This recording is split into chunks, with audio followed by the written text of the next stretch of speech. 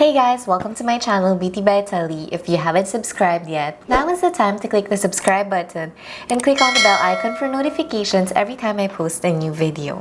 You may also follow me on my other social media. I'll be posting the links in the description box. I think there are already a lot of back-to-school makeup tutorials there, and just to try something different, I thought it would be fun to look back on my college makeup routine 9 to 13 years ago, and with what I know now as a professional makeup artist who studied for 6 months and who has been full-time for almost 2 years, I thought it would be fun to just sort of weigh in and critique my old techniques. Since it's just myself, I don't have to worry about hurting anyone's feelings and I can just go all in with the shade.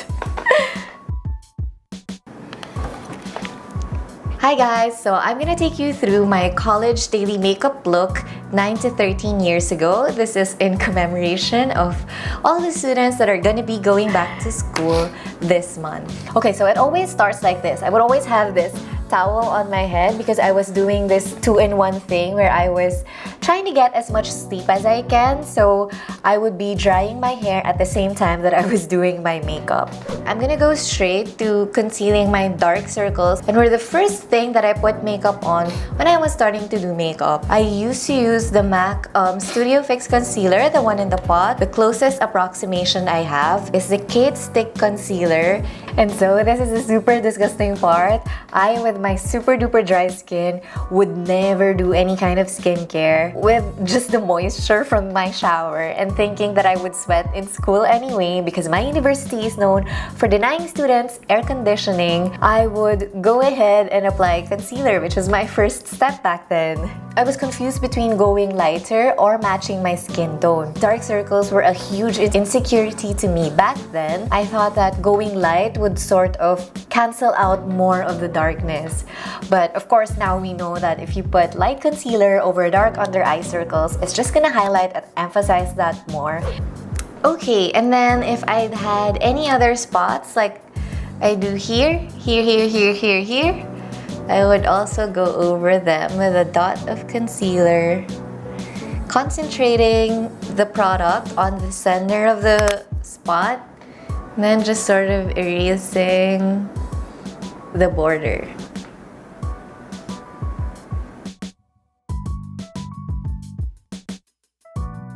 And then I proceed with a powder foundation. This is the MAC Studio Fix, and this is exactly what I used when I was in college. I was alternating it with Shiseido Translucent Foundation as well. I kind of don't understand the reasoning for me alternating between a full coverage and sheer powder foundation. And then I try to remember that back then, I didn't really have any kind of strategy with my makeup because, you know, I was using powder on dry skin. I would step inside a pretty popular makeup store like say MAC or Shiseido and then just ask the sales ladies about their most popular product. Later on, of course, you would figure out as a professional that it's wrong because you have to strategize your makeup products and you have to make sure that you're at least choosing from items that are suited to your skin type. So of course we know that now, but then I was just thinking like, oh, I have good skin anyway. I'm so pretty. I don't need that much makeup. I'm just gonna use pressed foundation. Let's say for everyday wear. If you're young, you should just use powder. This is about how much powder that I would put on myself during the day. When I look in the mirror, I do think it looks a little chalky, but my reasoning back then was that as I'd walk in between my classes, I would sweat so much that this chalky look wouldn't last for long anyway. So this is pretty dumb for 2 reasons. First reason, I had pretty dry skin. Powder foundation would be the worst on dry skin because there's just like nothing to adhere to, and it will dry up further your already dry skin. And then the next reason why that was kind of dumb was I was using something pretty thick and full coverage on my dark circles, and then I would be using just sort of sheer powder foundation to blend that in. So this is bad because you're not only matching products to your skin type, you should also match it with each other. So going in with a really thick concealer and then trying to blend that out with the rest of my face with just powder, you could obviously see that the concealer was really opaque and full coverage right under my under eyes, but then the rest of my face kind of looked natural and sheer. So you could really tell I was wearing like a thick, like sort of layer of concealer cream right on my under eyes. The textures were not mixing, so I already had the color wrong, and then I had the texture wrong as well. And then using the same brush that I used on my face, oh my god, oh my god, oh my god. I'm super dying here. Okay, so back then, when I was attending college, there was still no great kilay revolution of 2010. It was not a big deal. It was not important back then. Nobody cared about eyebrows. So me, sometimes wearing side bangs, I would say, well, my hair would cover it up anyway, so I just didn't draw my eyebrows. And this is really funny for me because I can't imagine not doing my eyebrows. I have pretty fine hair, so even my eyebrows are fine. When I don't draw them in, it kind of looks like my monolids begin here and then just sort of extend indefinitely into my tan head. So I just put like a little bit. I don't really like blush to be noticed on my face back then, so I would put like the bare minimum. But here's a good thing I used to do, and even back then I think I was pretty good at selecting colors. I had this Body Shop Shimmer Waves blush that was perfect for me. It's a coral tone baked blush. It went really well with my light warm skin tone, and the shimmer was nice on my dull and dry skin as I sweat and walked along throughout the day because you know our school has buildings that are 700 meters apart. In rushing to those areas, I would get really sweaty and really messy, but shimmer waves are a good idea because the super duper duper fine shimmer particles did not tend to look messy as they spread along my face, because if it were chunkier glitter or chunkier highlight, I'm sure it would have looked whack as I got to my next class, which was 700 meters away. For the last step of my college makeup phase, I had this favorite lipstick from Bloom. The shade is called Stain and it's kind of sheer, kind of dark. I don't have the exact same thing, so I'm gonna use the closest one I have. This is my Labby lipstick. It's number 58. In my current collection, this is the one that is actually closest to the Bloom lipstick that I used to wear in college. Okay, excuse the shape. Mulviar colors are pretty safe because they do match across a wide variety of skin tones. In a sheer finish, it really looked good on me. It gave me a blush without really looking fake. I was really very much against the makeup look before. As much as I could, I was trying to really go with my natural colors. I just really found that mauve lipsticks and coral blushes really worked best on me. So that's my college phase. By the time my makeup was done, my hair was somewhat dry. I'm just gonna comb this out and then I'd be done. I'd walk out and then go to learn. So that was my dumb self 9 to 13 years ago. I think it's just pretty fun to sort of laugh at all the stupid things I used to do.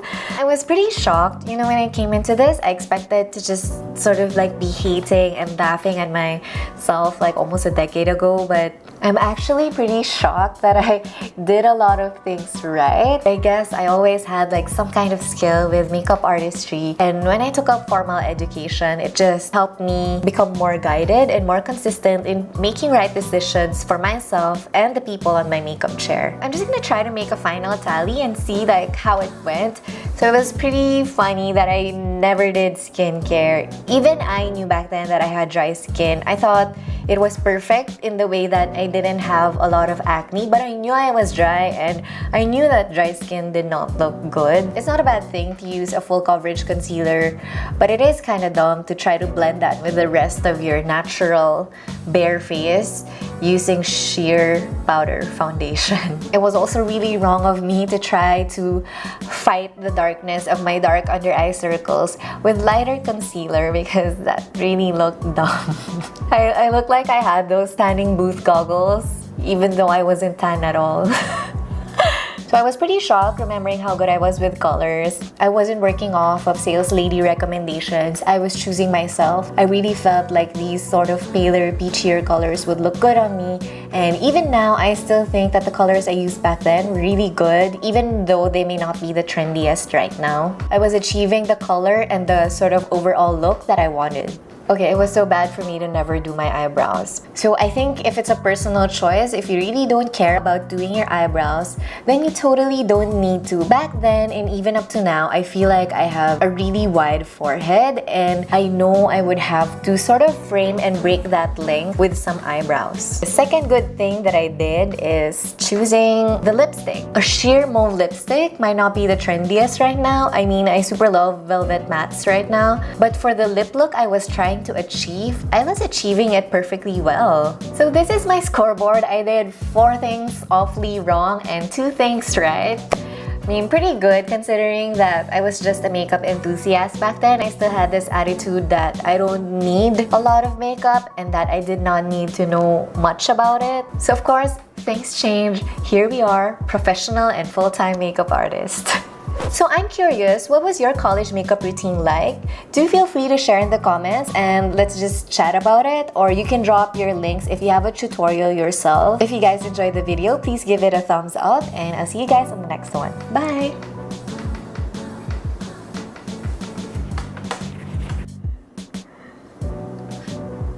Oh my gosh, I'm so dumb.